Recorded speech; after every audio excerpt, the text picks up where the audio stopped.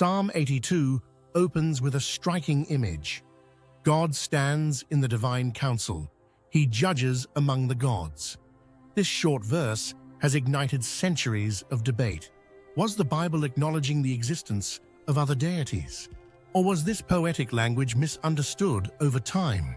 To answer that, we have to go back to the ancient Near East. Cultures surrounding early Israel, like the Canaanites, Babylonians, and Ugaritians, all believed in divine assemblies, pantheons led by a high god. In Ugaritic texts, the chief god El presides over a council of lesser deities. Some of these, like Baal, were considered divine sons or appointed rulers over specific realms. Now look at the Hebrew Bible. The term used in Psalm 82:1 is Elohim, a plural form. While often translated as God in the singular, its grammatical structure allows for multiple divine beings, depending on the context. In this case, the verse plainly says that God, Elohim, stands among the gods, Elohim. The implication, a heavenly court. This isn't an isolated idea. Other passages hint at similar structures. In 1 Kings 22, the prophet Micaiah sees a vision where God is surrounded by a host of heaven, and a spirit volunteers to deceive Israel's king. Job 1 also features a scene where the sons of God, Bene Elohim, present themselves before Yahweh. These sons aren't humans, they're celestial beings. But Psalm 82 goes further. God accuses these gods of injustice. You are gods, sons of the Most High, but you will die like men. This isn't flattery, it's condemnation. The gods are rebuked for failing to uphold justice on earth, and their punishment is mortality.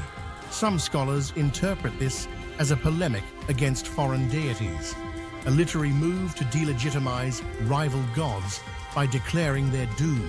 Others argue it's a reflection of a theological transition, Israel moving from a worldview that acknowledged multiple divine beings to strict monotheism. The Dead Sea Scrolls and other Second Temple texts suggest that many ancient Jews accepted the idea of a divine hierarchy. Yahweh was supreme, but there were other spiritual beings with delegated authority. Over time, especially after the Babylonian exile, Jewish thought narrowed, emphasizing the uniqueness and oneness of God. Early Christians and church fathers also debated this. Some linked the gods of Psalm 82 to angels. Others saw it as prophetic language about the divinization of believers. But in context, the original Hebrew likely referred to real, powerful beings thought to influence nations and justice. In modern theology, the divine council is often seen as a bridge between polytheism and monotheism. Not a contradiction, but a glimpse into how ancient minds understood divine governance. Yahweh wasn't alone in heaven.